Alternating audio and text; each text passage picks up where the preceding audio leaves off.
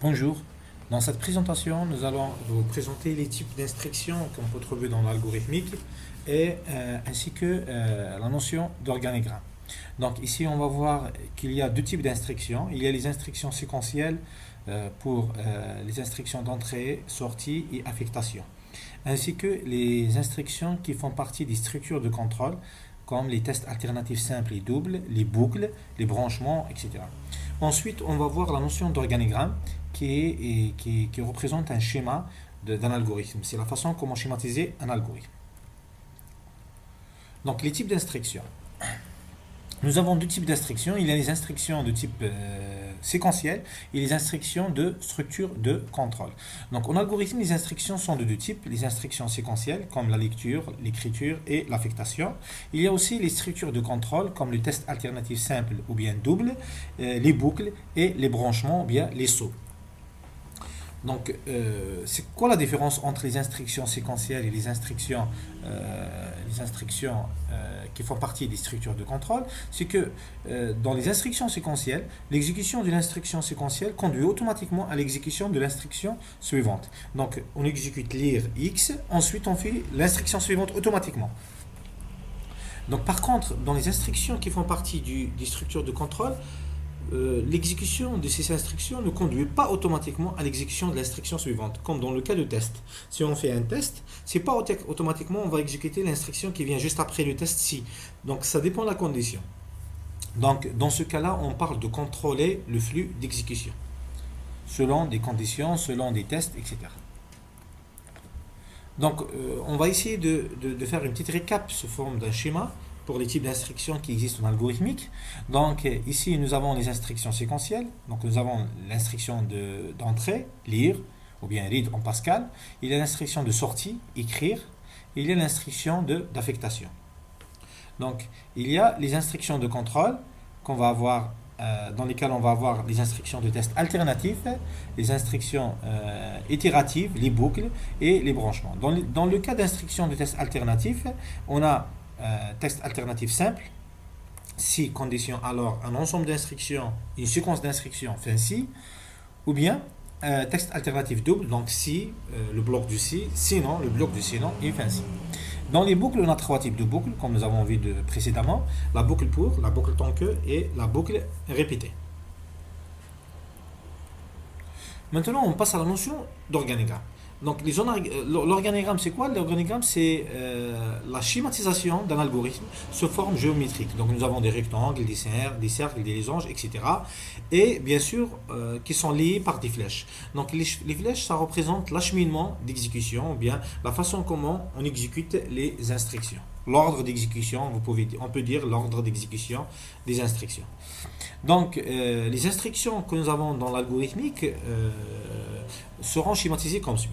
Donc, on va utiliser un parallèle, ou bien un parallélisme, ou bien je ne sais pas comment on appelle ça, pour la lecture et l'écriture. Donc, d'une façon générale, pour les entrées-sorties, nous allons utiliser un rectangle pour l'affectation, nous allons utiliser un losange pour les conditions, expression booléenne, et nous allons utiliser un ellipse pour le début et la fin de l'algorithme. Et nous allons utiliser un cercle comme connecteur. Donc si l'organigramme est grand et on n'a pas d'espace pour compléter l'organigramme, on va faire un rond, on le numérote. Après on continue dans un autre endroit où il y a l'espace dans une nouvelle page, le même rang avec le même numéro et on continue l'organigramme. Et bien sûr, nous avons les flèches qui représentent l'enchaînement des instructions. C'est la façon comment les instructions seront exécutées, l'ordre d'exécution des instructions. Donc on va commencer par les instructions séquentielles. Le premier exemple qu'on va voir, c'est un exemple très simple. Donc on prend un algorithme. Donc l'algorithme, nous avons une constante, pi qui est égale à 3.14. Nous avons r, s, p qui sont des réels. Le début, on va donner la valeur de r.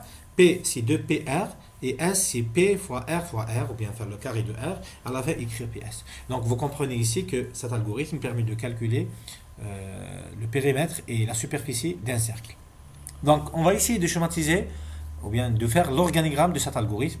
Donc, début, lire R, l'affectation P reçoit 2PR, S reçoit PRR, ensuite écrire PS, et à la fin de l'algorithme. Donc, vous remarquez que l'organigramme s'intéresse uniquement, s'intéresse uniquement à la partie instruction. Donc vous remarquez ici la séquentialité des instructions. Donc après lire R, c'est l'affectation P reçoit 2P RR. 2P fois R, pardon. Ensuite, après cette affectation, l'affectation suivante, S reçoit P fois le carré de R. Ensuite, l'écriture, écrire PS. Donc c'est la séquentialité des instructions. C'est pour cela, la lecture, l'écriture et l'affectation font partie des instructions séquentielles. Donc comme j'ai dit que l'organigramme s'intéresse uniquement à la partie instruction de l'algorithme.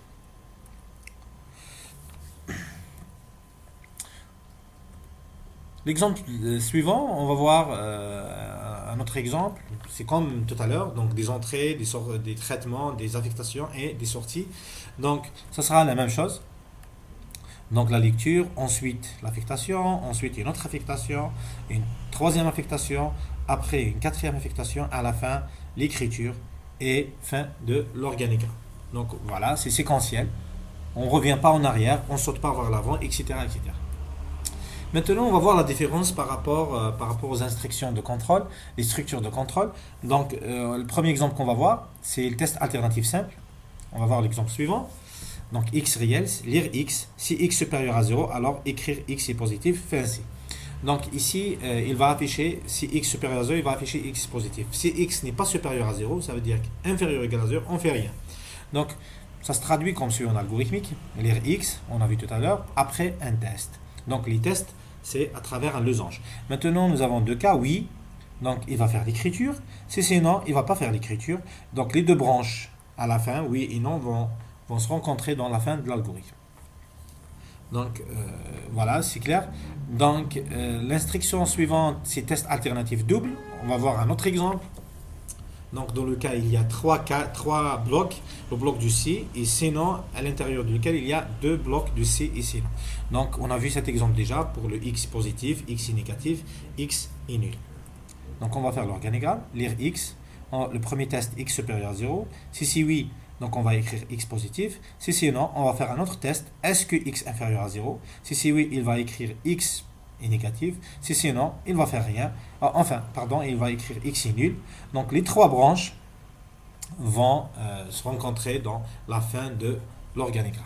Donc c'est le schéma, c'est comment l'algorithme sera exécuté. L'exemple numéro 3, c'est, on va voir les boucles.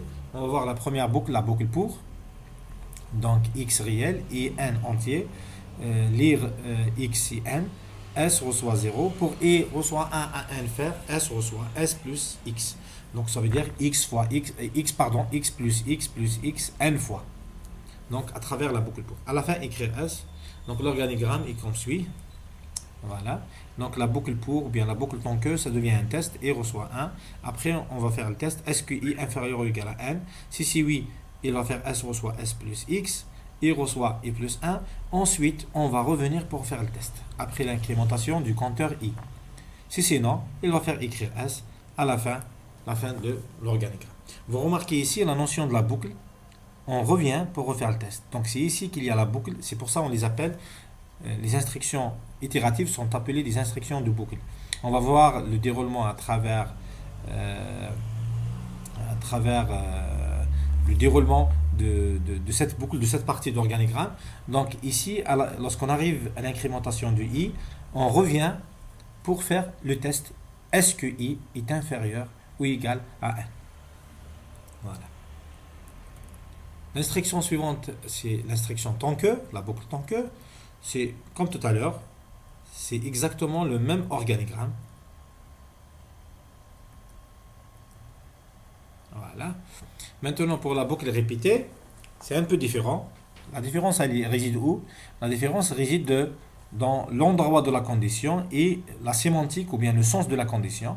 Donc ici, la condition, c'est l'inverse de I inférieur ou égal à 1. Donc, l'organigramme, c'est légèrement différent. Voilà. Et la boucle va revenir pour refaire les instructions. Donc, si c'est I supérieur à 1, c'est faux, on va reboucler. Si c'est vrai, si c'est oui, on va quitter, on va afficher S et on va arrêter l'organigramme. En résumé, les instructions peuvent être des instructions séquentielles, comme la lecture, écriture et affectation. Donc leur exécution, donc l'exécution d'une instruction séquentielle passe automatiquement à l'instruction suivante. Nous avons aussi des instructions de contrôle, c'est les tests alternatifs et les boucles. Donc leur exécution, c'est pas automatiquement passe à l'instruction suivante. Donc les organigrammes, ou bien l'organigramme de façon générale, permettent de schématiser le déroulement d'un algorithme. Dans les organigrammes, on s'intéresse uniquement à la partie instruction des algorithmes, ça veut dire le corps de l'algorithme. On ne s'intéresse pas aux déclarations et à l'entête. Donc, merci pour votre attention, bon courage et bonne étude.